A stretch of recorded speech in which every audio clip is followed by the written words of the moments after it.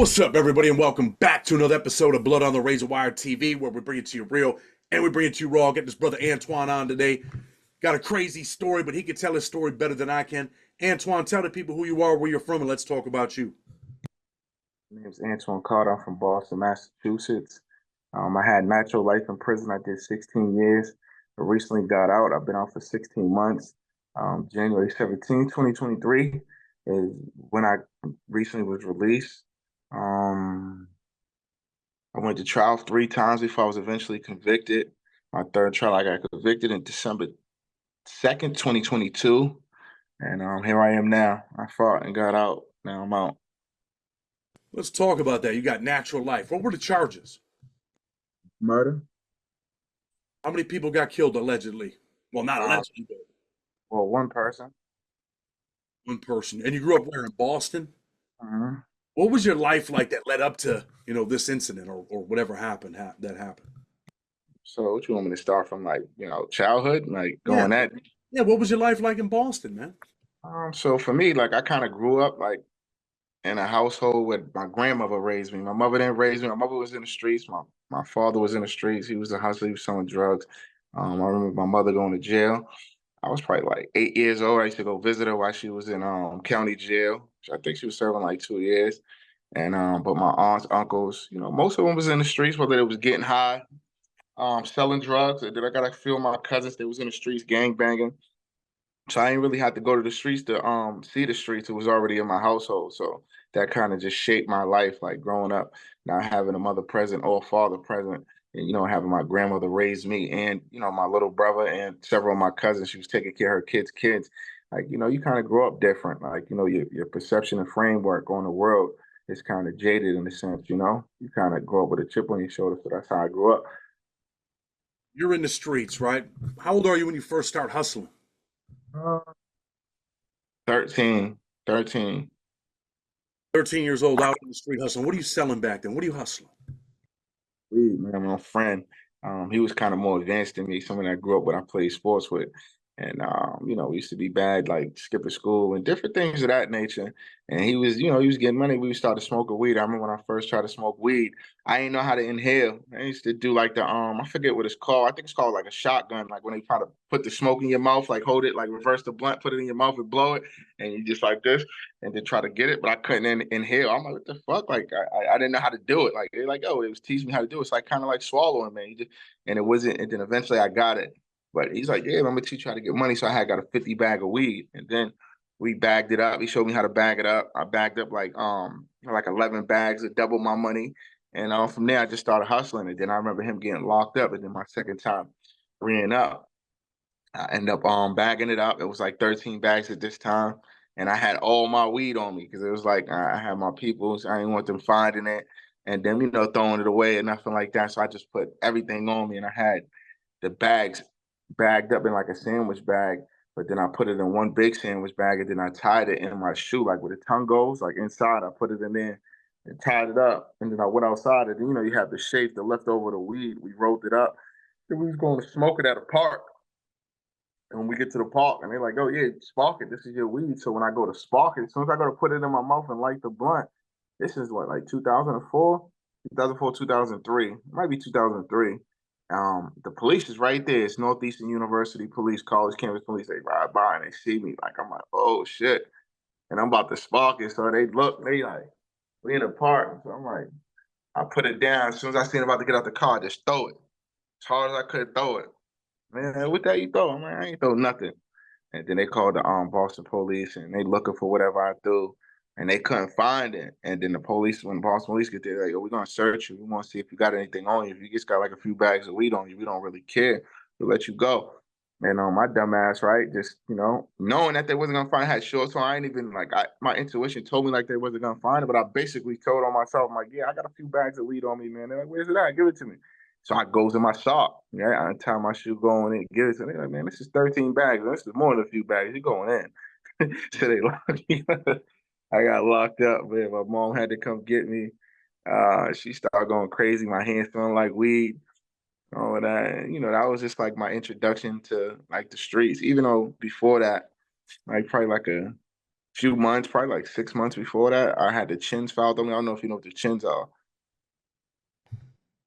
So the chins is like basically in Boston, Massachusetts, like when you're being bad at school like that, like the school gets like the court system involved in a sense. Like so you get like a probation officer. It's not for no criminal thing, but like you're on a path of heading in that direction. So they try to intervene by giving you like somebody you have to see, right? And they set some type of guidelines for you with the threat of possibility of going to, jail, DYS or whatever, some type of intervention.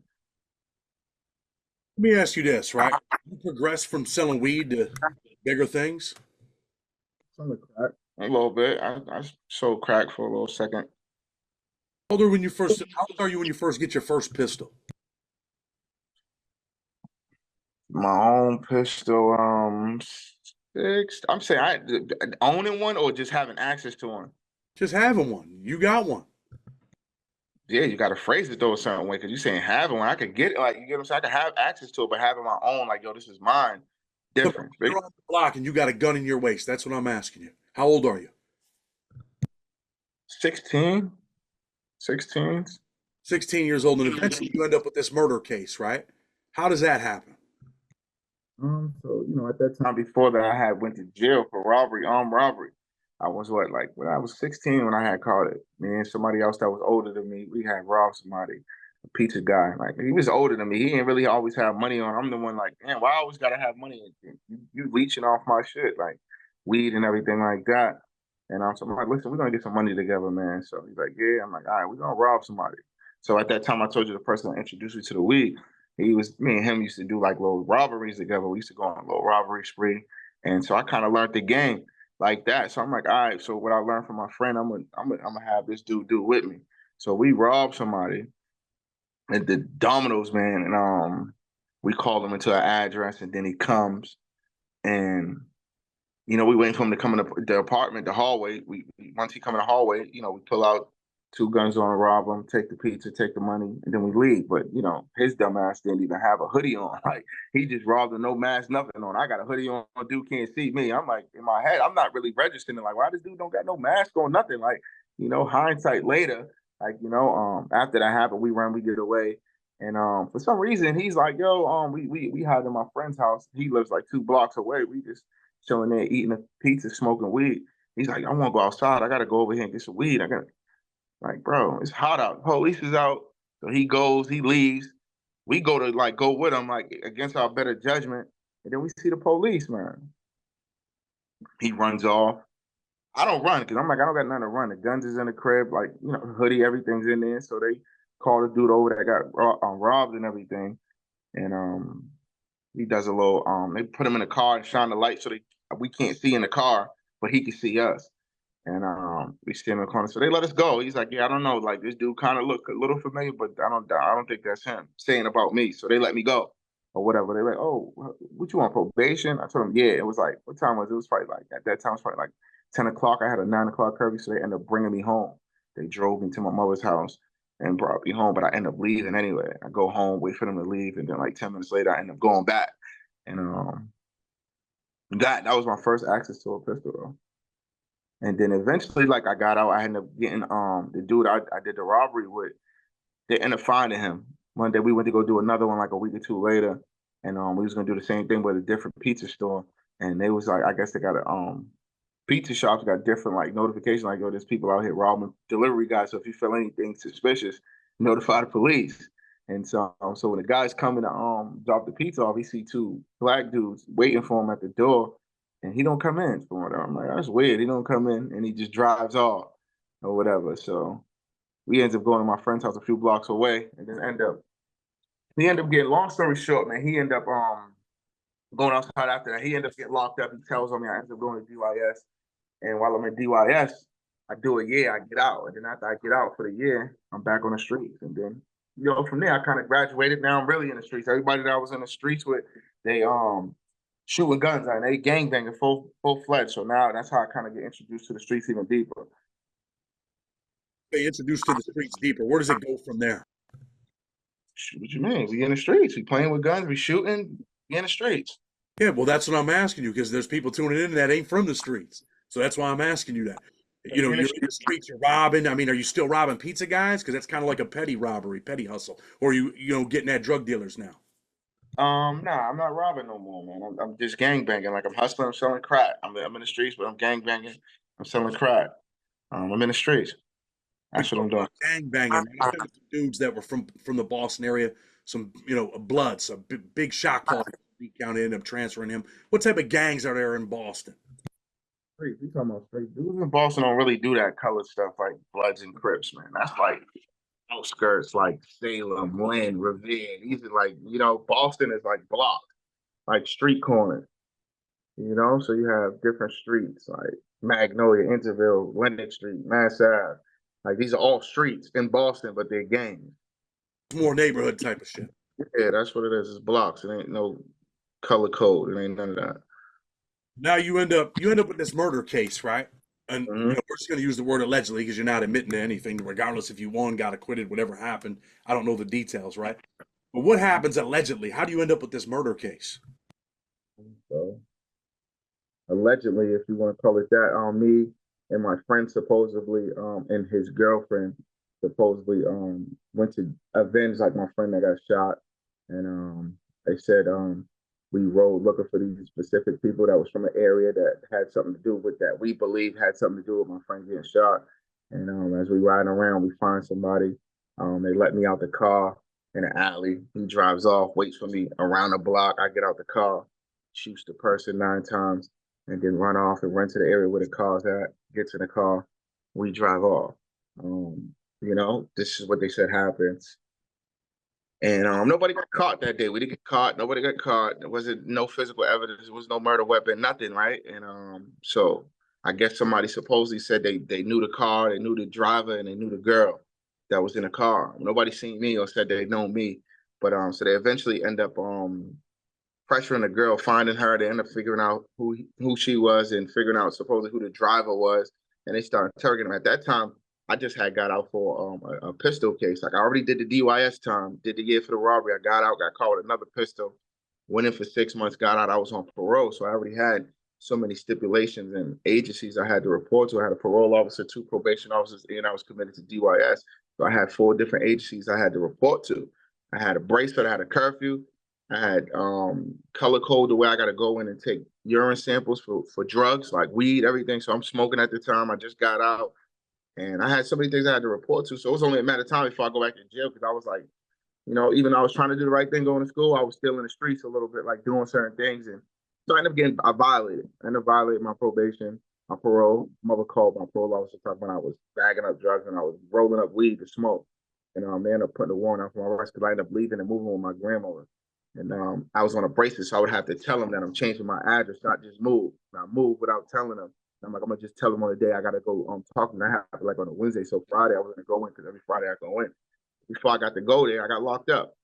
But fast forward back to the present, I'm in jail while all this is going on, and they're investigating it, and they go talking to the girl. My co-defendant, he gets locked up for beating the girl up or whatever. For whatever reason he got going on with her, they lock him up. So he's fighting that case, and they're investigating the case. And then probably like 10 months later, they end up charging me and him. Like I was doing time. I had a year to do upstate, and then everything was getting wiped out. So I just took everything, and I had like 6 months to wrap up. But then they ended up coming to charge me for murder. Let me ask you this: how old are you at the time that this allegedly happens?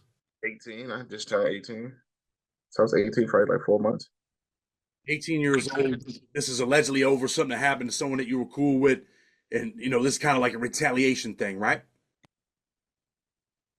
Allegedly. So it really ain't about no money.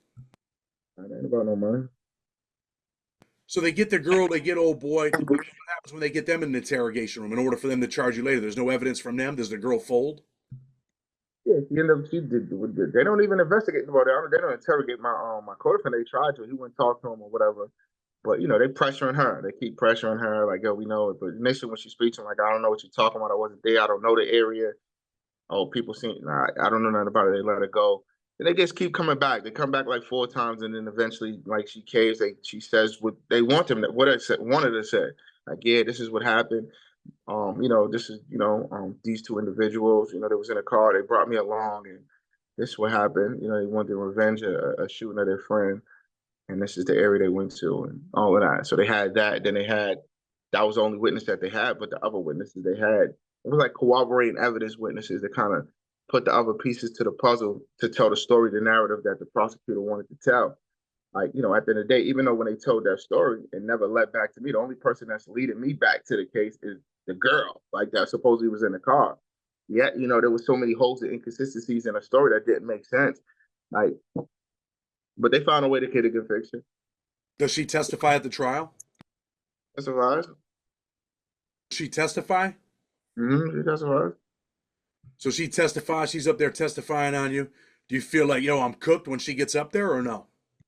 No, I felt like there was because you know there was light. You know, there was always light because you know what she was saying really didn't make no sense when you add it up because when you compare it with the witnesses that was actually on the scene, like that actually seen it, that was unbiased witnesses.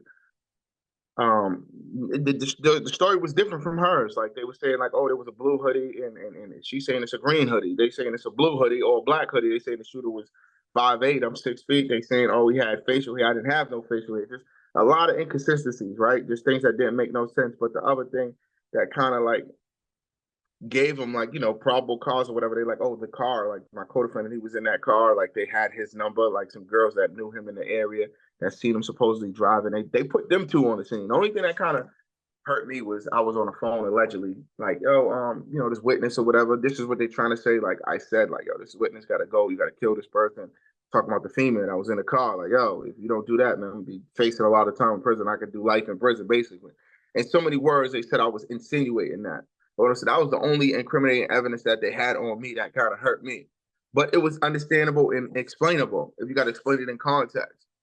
I wasn't charged with murder at the time, but they were like, oh, well, consciousness of guilt. And that was their whole thing. And, you know, my lawyer had a way of kind of justifying it and giving extenuating circumstances to explain, like, you know, if anybody's in a situation, they know that somebody's lying and they grew up in a world of, you know, mistrust with the police and a lot going on and fabrication and seeing their family get locked up and them having like, you know, you don't have faith in the system. You know, was it right to say it? No, but you know, what else would you say like to try to get yourself out of a situation like that when you're facing the rest of your life in prison? And I understand. I went to a 3-week trial and got sentenced to 40 years eventually, right? And end up, getting out after 20. But anyway, you go to trial, you end up blowing. Does your co-defendant blow trial as well? Yeah, we both did life.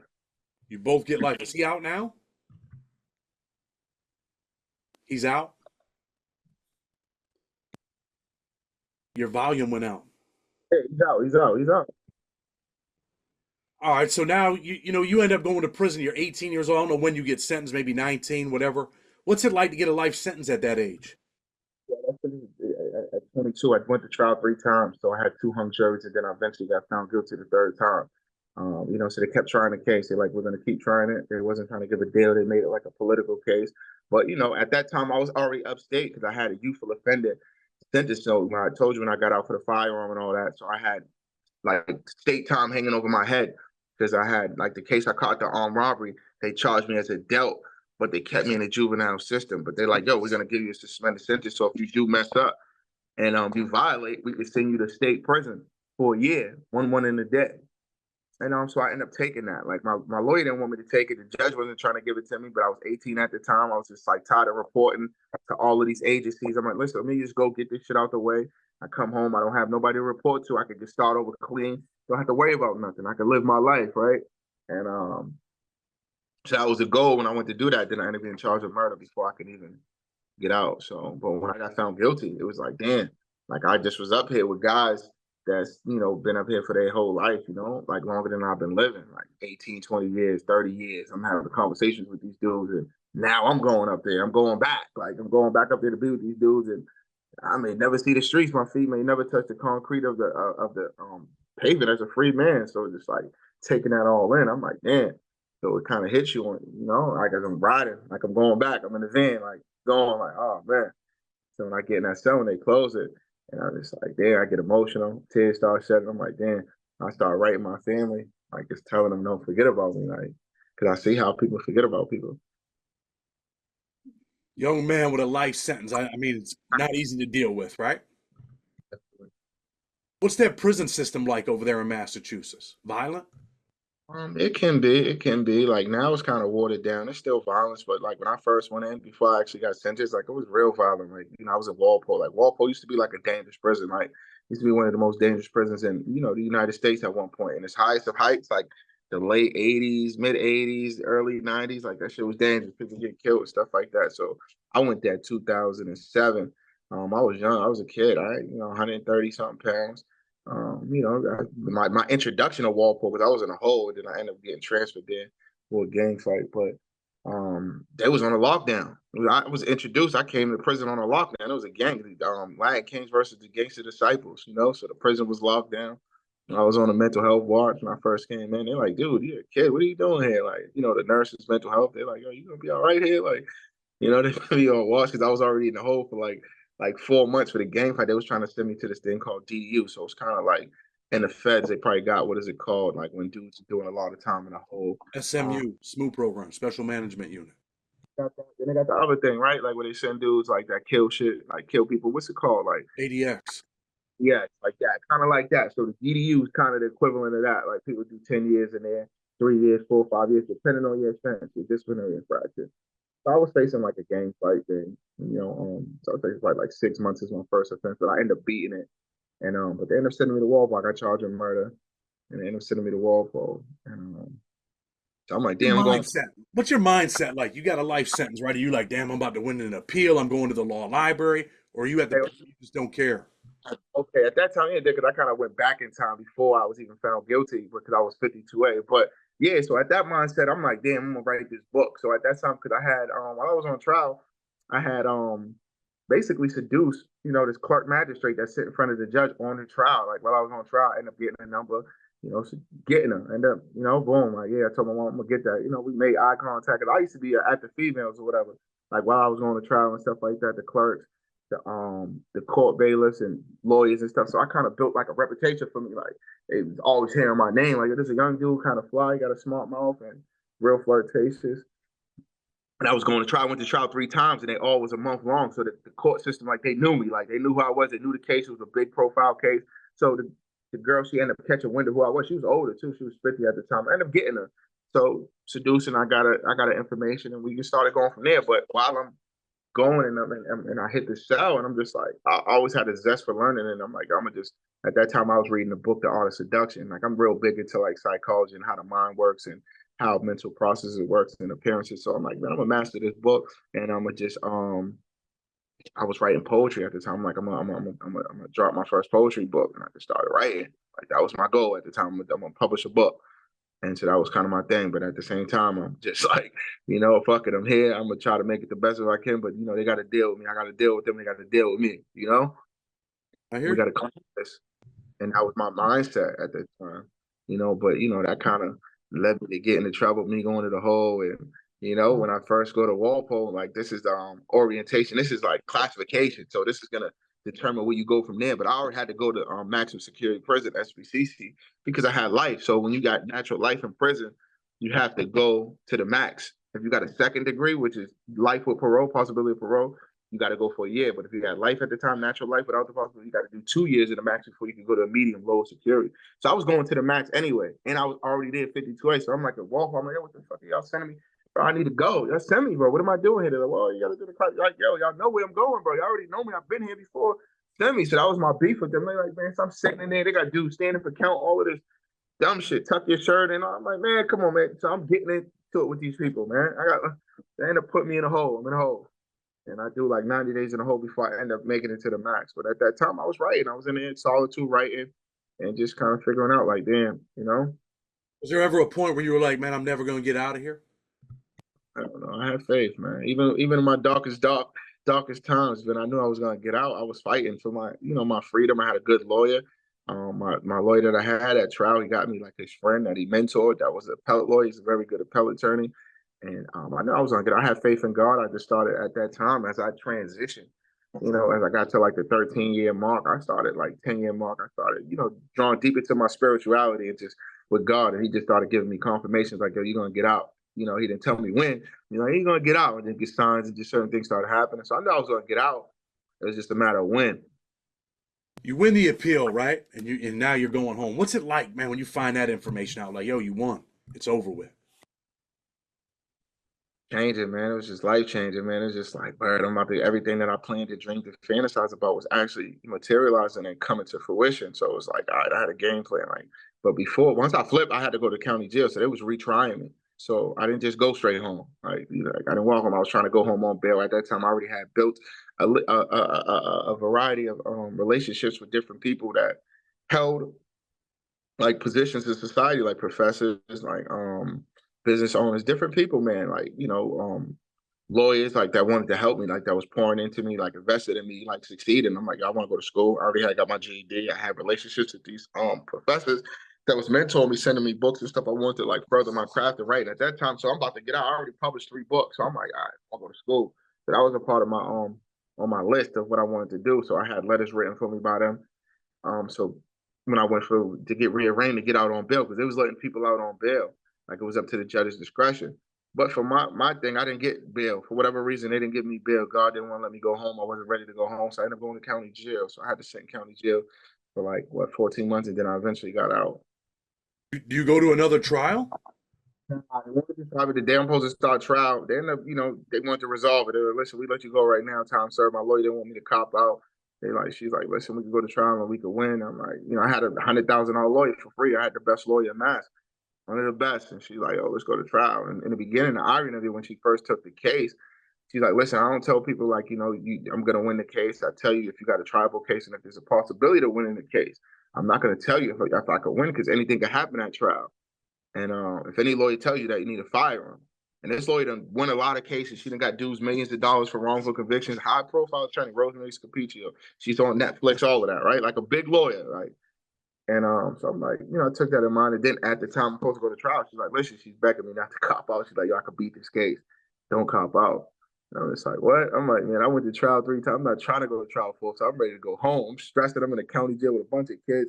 I had caught this thing called Bell's palsy, so my face was paralyzed. Like I was going, so I had to relearn how to use my face. It was just like, I'm ready to go, man. If I could go home today, I'm going, man. I'm not gonna put my life in the hands of the judge and the jury and seeing how they did me and how they, in order for me to get found guilty, they did a lot of legal stuff. My third trial, they let in a lot of evidence that had nothing to do with the case to find me guilty. They didn't have nothing really. They just had this one witness, and then, this witness could be handled.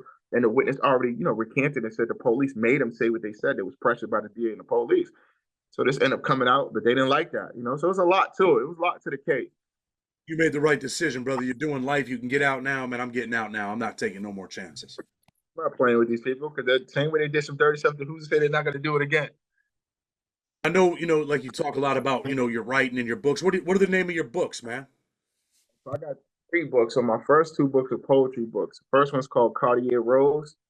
Each petal tells a different story. Then the second one's called The Story of a Thousand Petals.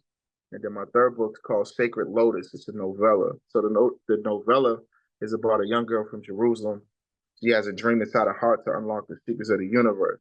She ends up finding an oracle who teaches her the secrets of the universe contained in a lotus flower. And that's it, right? That's what it's about. So it's like a short story, but it's like, the premise of it is everybody has a dream inside their heart, and she teaches her like if you follow your dream, you find your purpose. I want you to shoot me the links. I'll put them up in the bio so people can, cop them books from you. I appreciate it. So look, what are you doing now? You've been out how long? 16 months? 16 months. So now I'm in school. I'm a full-time college student. I'm in my 3rd semester starting in the fall. I just wrapped up my 2nd semester. I'm going to school for journalism, trying to get a degree in journalism, which is communications. And that's what I've been doing. I'm working like remote. I do like little speaking engagements. I go to different universities. I tell my little story, like what happened to me, like my journey, my transition, how I survived and what I'm doing. I do magic there. Like, I use that as kind of like a prop too, like to talk about like the power of perception and how you frame your thoughts and how to keep an open mind in every situation. Because a lot of times we might rush to make judgments about certain things and don't really understand it. So I use that as kind of like a prop. You do magic. Like David Blaine, I do that. I learned it in prison. Like some David Copperfield type shit, or just David Copperfield. What's the other white dude? Chris Angel. Yeah, that. that type of stuff? So it's on my website. I got my little website. I got videos up there. Me going to colleges after this little speeches, doing it to college students. So yeah. Something. I need you to send me that link because I got to go check that out. It's my first and last name.com. So you go right on it, www.antwancarter.com, and then you can see all the videos, all the little books, all my links, all my books is on there, everything. I'm gonna send everybody over there to check out your stuff, man. Now you got me kind of interested, man. Where I want to go see. I want to see what the hell you're doing. That magic thing. I used to think about that in prison, man. Like I wish I could learn to do this shit. Yeah, I'm good, but that could always be better. Like I just learned something yesterday. Like I guess I got something. Like I got some stuff, man. I got some stuff. Look, man. I mean, you were young. You went to prison. You had a life sentence, man. It looked bleak at times. You end up making it out. What advice do you got for young dudes, man, that are out there thinking about robbing the pizza man? Man, take a different path, man. You got to follow your creative purpose, man. Like, a lot of times, we do things because we're trying to fit in, right? Social pressure, trying to fit in, and not really standing on our own too, right? What really makes a leader is somebody that could follow the right people. An intelligent leader is an intelligent follower before he becomes a leader, right? You got to follow the right crowd, like a lot of times when we're doing things, we do it to fit in, but it's not worth it. I lost a lot. Man, I lost both of my grandmothers in there. I didn't get to go to the funeral. I lost 3 of my cousins to gang violence, but it was murder while I was in there. So it was just different, man. Like, I went through a lot of pain in there. I went through a lot of pain, bro. So, it ain't worth it. All the people that you thought was gonna be there ain't gonna be there for you. Only people that it's the irony, right? The people that you don't show love to and you kind of, like part of my back, turn your back on, those be the ones that be there for you. The ones that you running the block showing loyalty to, they ain't there for you. That's the truth, man. I did 18 years straight. I know what it is. Before we do go, there's one thing I have to ask you because people are going to be wondering because I didn't hit on it. The chick that you pulled, that was the court lady. What ended up happening with her? They ain't found out, They ain't found out or nothing like that. But she ended up going her way after like 3 years. She knew my situation. I was facing life in prison, and I ended up getting life. So she was there. She's like, I'll always be there for you. I'll never leave you. You touched a part of my soul, and that was like. But shout out to her. She came and just kind of taught me how to tap into my ability to write. Like I always been good at speaking and writing, but you just started to write the poetry. She just started. I'm a bookworm, so I like to read. I'm an avid reader. And I just started getting different books on like poetry, how to write it, and my life just changed from that. Like, so she was a part of that. She was a part of the inception of that. Had I never met her, I probably would have never, started writing. Listen, Antwan, man, I appreciate you coming out. I'm gonna tell people, man, check him out, AntwanCarter.com, right? NTWAN. No. Definitely want people. I'm gonna put your link up. I want people to go check you out, man. Check out that stuff you're doing, the magic, cop your books. Appreciate you coming on. I'm gonna tell people if you like what we're doing, hit that like button. Blood on the Razor Wire TV. Until tomorrow, we're out.